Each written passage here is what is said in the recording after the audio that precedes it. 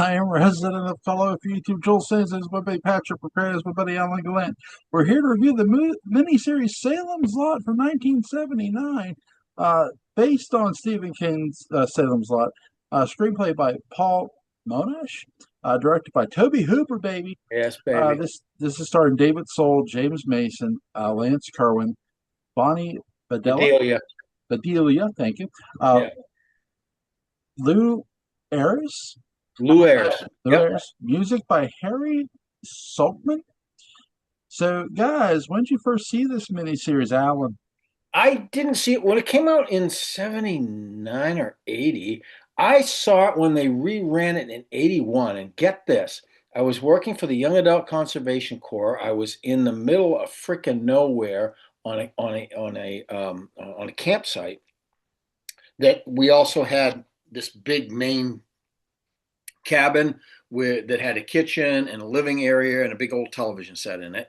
And we all lived in cabins all around the hillside. And so I watched that fucking thing on this television set, and then I had to walk in the fucking dark back to my cabin.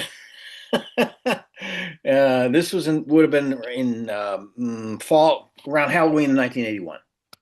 They rebroadcast. Well, for cable right around then, it came out with a cut version. It was only about 2 hours. It may have been what I saw. I don't remember how long it was. Yeah.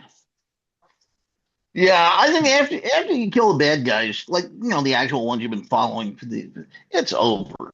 Yeah. I know everybody wants a big Bonnie Bedelia scene and all that, but it's over.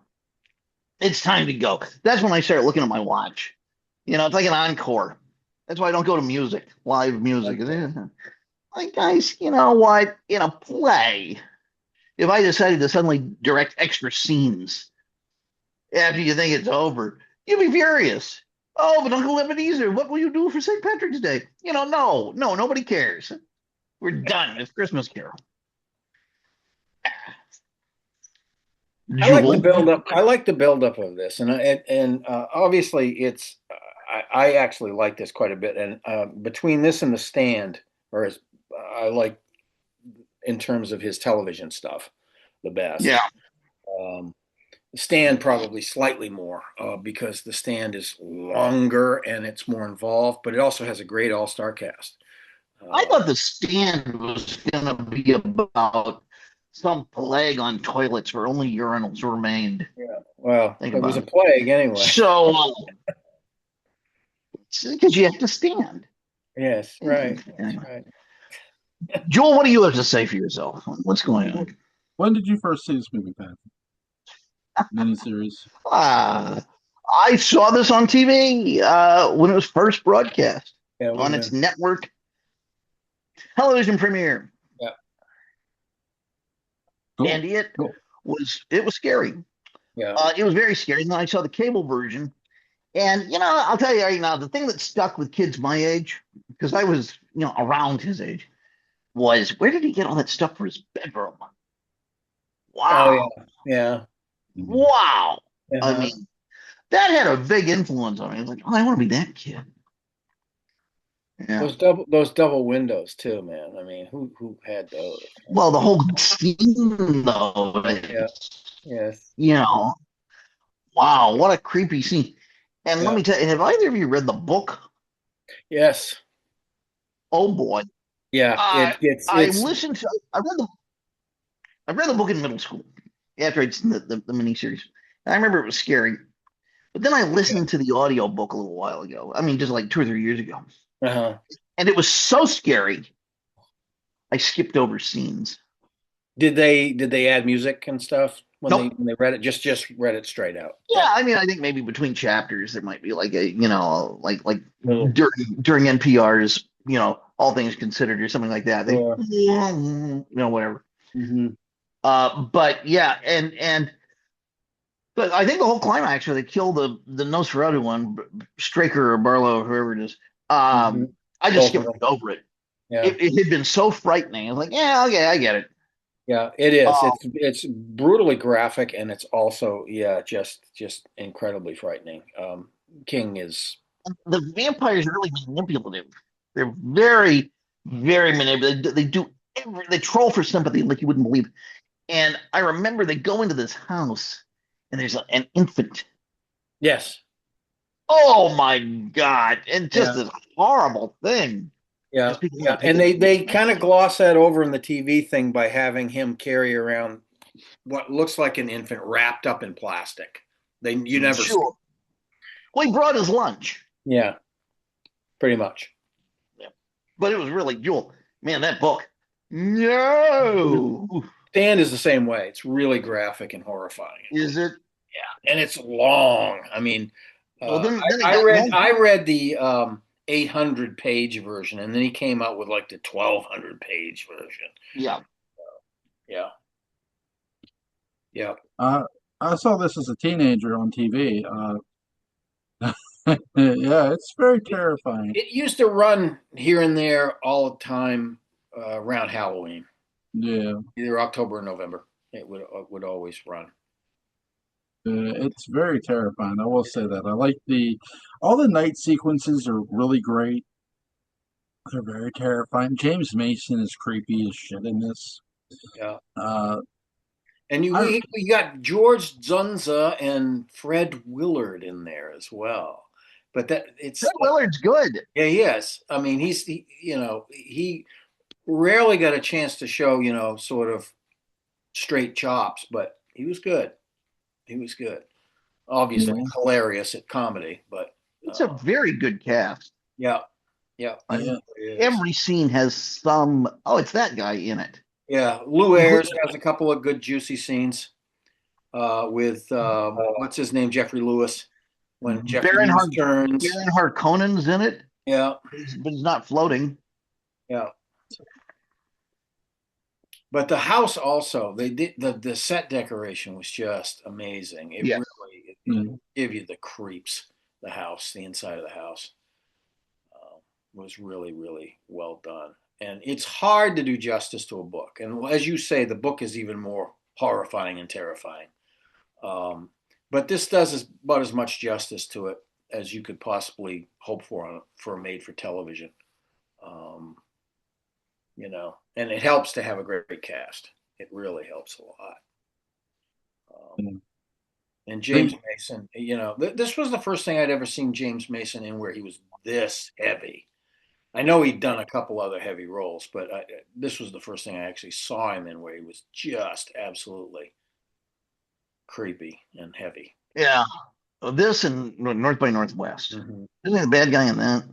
Mm-hmm. Yeah, he wasn't. I hadn't seen that when I first saw this. I didn't see North by Northwest until I was probably 25. So, I didn't get into certain of the older movies until then. So, yeah. He's not exactly playing a complete good guy either in The Last of Sheila. I thought you were going to say in this. no, he's a child molester. Yes. Yeah. The character, not James Mason. Not James Mason. I mean, because everybody's trying to kill Coburn's character, basically, if you will. So it's like, okay, Clinton. Good movie. I own the Blu-ray. Great movie. Yeah, really interesting.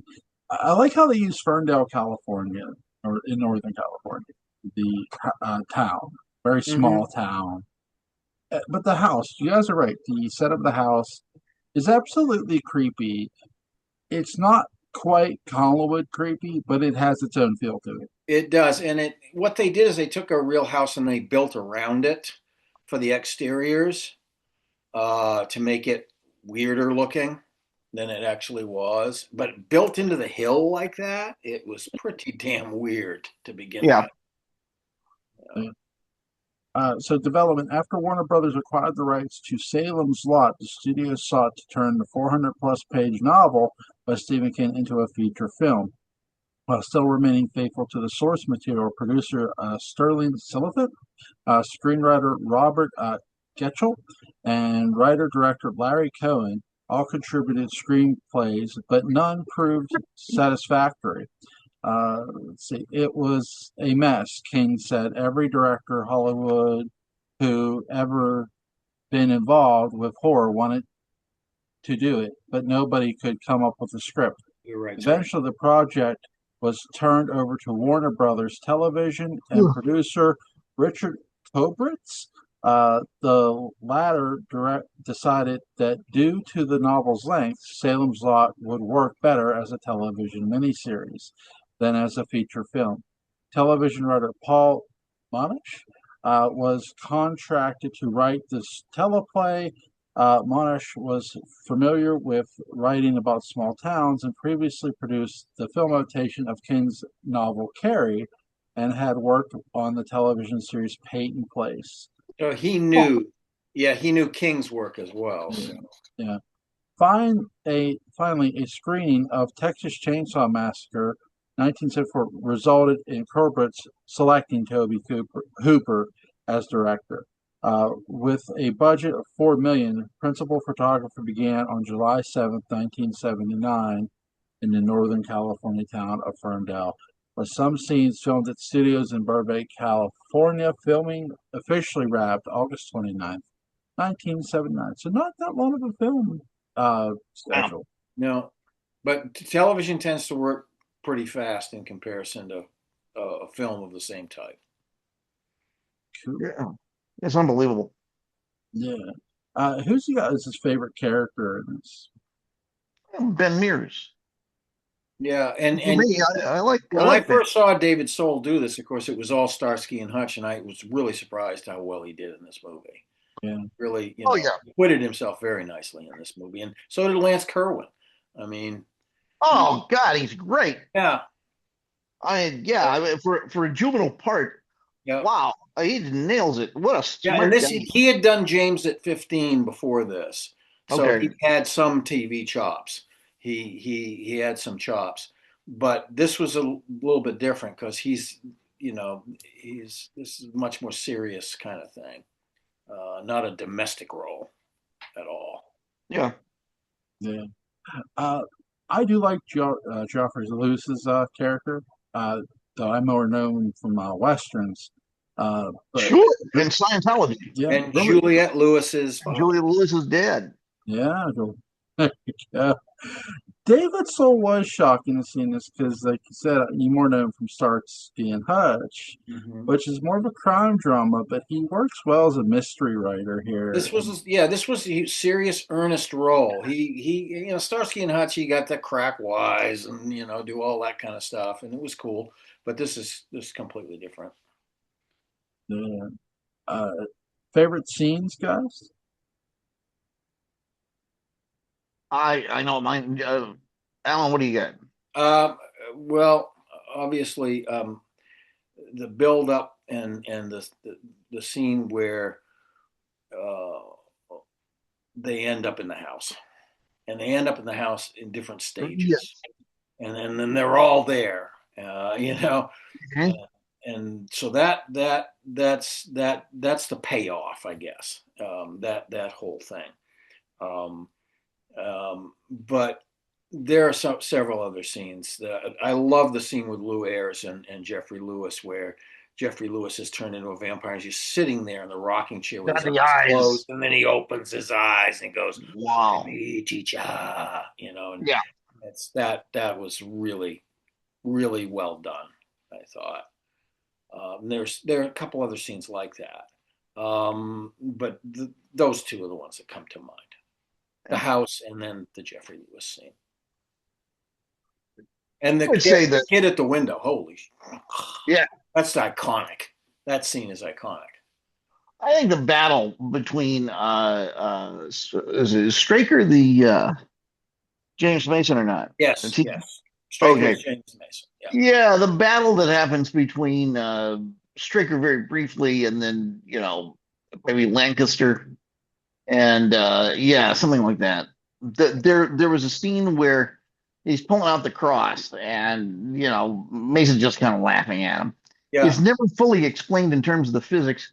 My guess is that if you believed in that sort of thing in life, it becomes your paragon or your it was not paradigm. It Yeah. becomes your paradigm in Well, death. also So that's one. Barlow came up when faith and belief and the cross were all a little different situation altogether. This Do we the know how old Barlow is? got to be, I'm looking at that coffin and saying this guy's 1,000 years old. Mm. He's got to be That's what I hundreds. was going to say. He pre-exists Christ. I mean, he's not even Yeah, human. He's not even human anymore. He doesn't even resemble a human anymore. He's been around so long in the dark. yeah. No, it's like Stephen Eady. Yeah, yeah. Carol Channing has that same quality. Leroy Reams. Mm, not Harry Reams. Okay. No, no, no. The Harriets. Julie, you got to bring in here. It's not going anywhere pretty. Now, I really like how David Soul's character. There are people who don't know he's from Salem's Lot. And I Right. do like Comes that back. aspect where he goes, I am from here. And then you meet his, it's like, well, is he? Is he just making that up? Then you learn, no, here's his teacher. Here's this, he knows people, Yeah. um, which is really cool. But my favorite sequence is you don't see it, but you see the dead dog is so creepy because you're Yeah. not expecting it. And then Right. out of nowhere, like, boom. But also, like you guys said, the kid at the window, I prefer the kid in the coffin is what even more creepier. Well, But that's when, that's yeah, when that Lewis's character gets it. When, yeah, really, really creepy. yeah. But yeah, them in the house is just because the house is a character in this movie as Oh, much as the absolutely. town. It's Uh, so drenched with terror and horror. Yeah. yeah, for the roles of Richard K. Straker and vampire Kurt Barlow, James Mason and Reggie Neldar had been on producer Richard Corbett's wish list. Corbett sent Mason a copy of the script, which he loved. Mason's wife, Clarissa K. Mason, was cast as Major Glick. Neldar was less impressed. The makeup and contact lenses were painful, but I got used to them. I liked the money best of all. Yeah, he Uh, could only wear the contacts for like 30 minutes at a time. yeah, They were bad. They were those. They were. I think they were probably made out of ceramic. You know. Yeah, yeah. Tom Savini in his first book, Grand Illusion, talks a lot about those lenses and how painful they were. Yeah, they're very, very uh, irritating. the miniseries also features Elijah Cook Jr. as Weasel Phillips Right, he's got a small role in this movie. and Marie Windsor as Eva Miller. Two characters in a relationship. The casting was an inside joke by producer Corbett, a fan of Stanley Kubrick. Cook and Windsor previously played a couple in Kubrick's The Killing. Let's see. Direction. Salem's Lot does not rely on the same kind of dynamics as Texas Chainsaw Massacre, obviously. This film is very spooky. It suggests things and always has the overtone of the grave. It affects you differently than my other horror films. It's more of a soft-shelled director Hooper explained. A television movie does not have blood or violence. It has atmosphere, which creates something you cannot escape. The reminder that our time is limited and all increments that go with it, such as the vessels. I So, thought the music outdid Dan Curtis and Bob Cobert in a lot of Oh ways. yeah, More, definitely. it's even more from in deep inside of some tomb somewhere. The whole sound design is like that. It's just, yeah. Yeah. Got and I that. think It's a shockingly well-made TV movie. No TV movie has any business being this good. Yeah. and I think the fact that you know Soul's character wants to rent the house that he's been afraid of, and he keeps looking at this house, and there's all the center of his current story that he's writing is about that house, and That's the biggest reason he wants to be in there, so he can immerse himself in it for his book. yeah, and Yeah. the and there's another young man who's also writing about that house, the young boy who he teams up with. Hmm. Really, really good. that sort of chemistry. Really fascinating. Guys, is Salem's Lot the best vampire movie not to hit theaters? It's pretty damn good. It's very good. I mean, yeah, it's right up there. It makes vampires legitimately scary, Yes, it does, and and that is nice. it also has that added thing quality of this is like a plague, and this town is plagued. Yeah, Vampires are the plague. Um, it's so true. that's a creepy thing too, because that sort of doubles down on the mortality issue. You know, and um, yeah, it's I think it's the best one I've seen made for TV for sure. Um, Yeah, I would say so, but that's my experience. I may not have seen every single one. Um, yeah. It scared the hell out of me as a kid, and it still yeah, works as an adult. I mean, I was 20 when I saw it first time, so I was like still scared by it. So, Yeah, and I think if it's not the only story that Stephen King wrote about vampires, it's one of the few. Uh, he doesn't typically write about classic monsters. He writes about monsters that no, are yeah, closer to home. that's right. But this is great because it is close to home. It's the guy's hometown. Uh, Yeah, By the time get some hometown pride and evil and villainy. yeah. yeah. He I he give us a does he film. did yeah he does like King does like to use hometown vibe. He has Oh Derry yeah. and all of that stuff that he uses in several of his books and the Sometimes they come back. yeah yeah Um, this movie gets a 20. I mean, it's that great. So, it's yeah Yeah, a, full spread. Yeah. yeah yeah, yeah. yeah, it's that great. Guys, is there anything you want to add about Salem's Lot before we begin? I'd say go watch it. It's Oh out yeah. there. You can find it, and it's worth your time. Get the longer version of it. However, get the longer version of it. It's the version that's on iTunes right now. Yeah, So just that.